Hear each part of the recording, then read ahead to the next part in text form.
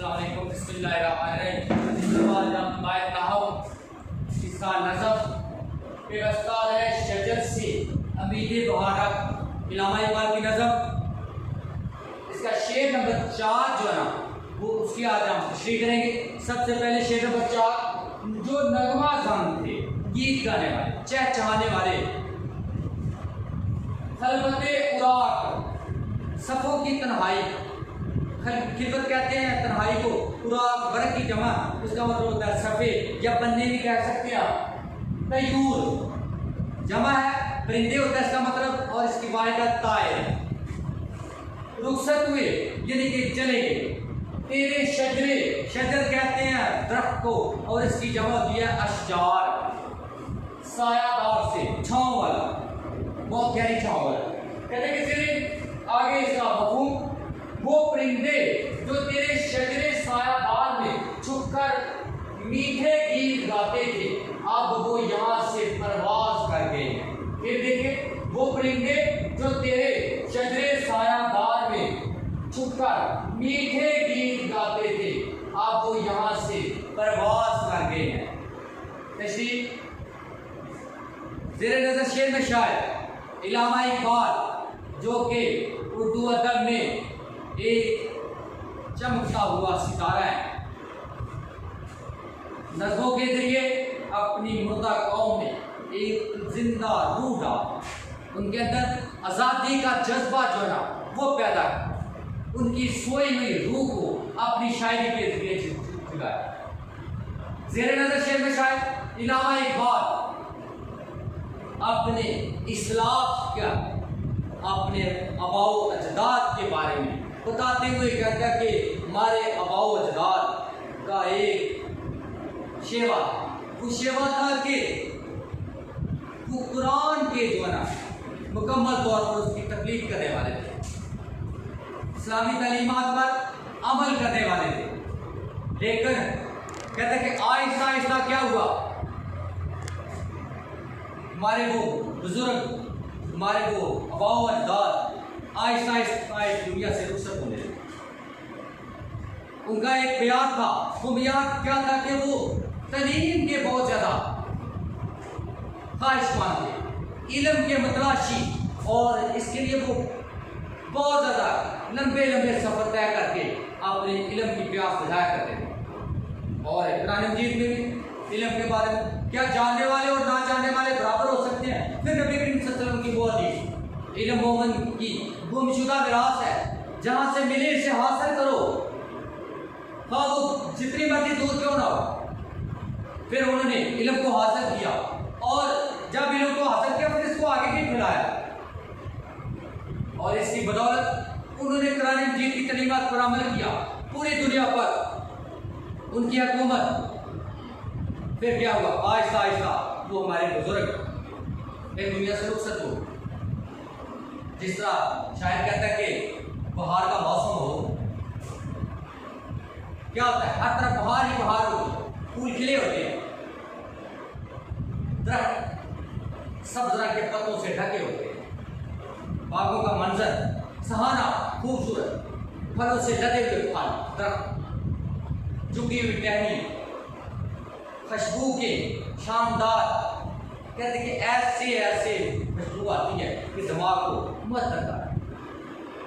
ایسے وقت میں پھر کیا ہوتا ہے، ہر طرف خوشی کا ساتھ، پرندے درختوں پر چہچہاتے ہیں، خوشی کے گیت گاتے ہیں۔ لیکن جب اس کے اوپر خزاں آ جاتی ہے، آہستہ آہستہ سارے درخت پتوں سے غائب، پھول خوشبو سے غائب، پھول کھلتے ہی نہیں، پتے ہوں تو پھول کھلے، درختوں پر پھل غائب، ہر طرف خزاں کا راج۔ ایسے موسم میں پھر کیا ہوتا ہے، وہ پرندے جو وہاں پہ میٹھے گیت گاتے وہ بھی رخصت ہوتے ہیں، بازی کرتے ہیں۔ تو ایسا ہی حال ہے، کیونکہ علامہ اقبال نے شجر اور ٹہنی کے اشتہاروں کا استعمال کیا، تو اس کے ذریعے وہ بتانے کی یہ کوشش کر رہے ہیں کہ ہمارے آباء و اجداد کو جو علم کے متلاشی تھے، قرآن مجید کی تعلیمات پر عمل کرا ہونے والے، وہ اس طرح سے رخصت ہو۔ اب کہتے ہیں کہ اب ہر طرف تنہائی، خزاں کا دور ہو رہا ہے مسلمان اپنی تعلیمات کو بھول چکے ہیں، اپنے آباء و اجداد کے طریقے کو بھول چکے ہیں، جس کی بنا پر آج وہ ہر طرف زوال پذیر دنیا کی دوسری قومیں ان کے اوپر مسلط ہے،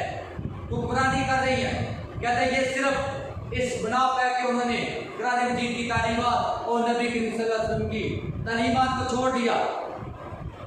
اور دنیا کے پیچھے پڑ گئے، لیکن وہ دنیا میں بھی ترقی نہ کر سکے اور اغیار نے ان کے اوپر تسلط قائم کیا۔ حوالے کے ساتھ گنواتی ہم نے جو اسلام سے پائی تھی، سیاح سے زمین پر آسمان ہم کو دے مارا۔ شاید کہتا ہے کہ ہمارے بزرگوں کی جو نشانیاں ہیں، ان کی بہادری، ان کی شجاعت، ان کا علم، کہتا وہ جو ہمیں ورثے میں ملا، ہم نے اس وراثت کو ہی کھو دیا ہے، ہم نے سب کچھ بھول گئے ہیں، اور اس کا نتیجہ یہ ہوا کہ ان تعلیمات کو چھوڑنے کی بنا پر، بڑوں کی تقلید کرنے کی چھوڑنے کی بنا پر ہم جو ہے نا زوال پذیر ہو۔ نمبر 2، یہ پہلا سبق ہے خطاب خدا کا کہ ساری مخلوق ہے کنبہ خدا کا۔ نبی کریم صلی اللہ علیہ وسلم کی ایک بہت حدیث مشہور کہ ساری مخلوق کنبہ خدا ہے، یعنی کہ انسان کو دنیا میں بھیجا گیا ہے تو انسانیت کی خدمت کی،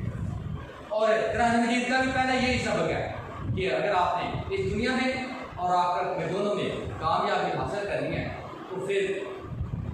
اللہ کے احکامات اور نبی صلی اللہ علیہ وسلم کی تعلیمات پر عمل پیرا ہونا ہوگا،